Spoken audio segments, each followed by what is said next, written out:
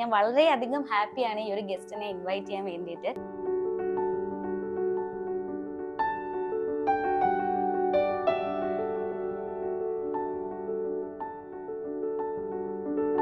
പെണ്ണായാൽ പൊന്നു വേണം, പൊന്നും കുടമായിടേണം.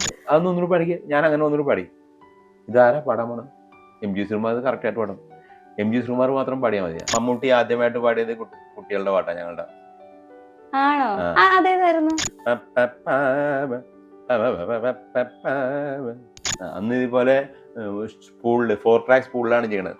നമുക്ക് പോലെ കഥ നായരെ, കസ്തൂരി, നായരെ ഇങ്ങനെ 4ആയിട്ടൊന്നും കട്ട് ചെയ്യാനൊന്നും പറ്റില്ല. ഒറ്റയടിക്ക് പാടിക്കോളണം. ഇത് ഞങ്ങൾക്ക് എപ്പോഴും അങ്ങനെ ഒരു വാശിയുണ്ട്.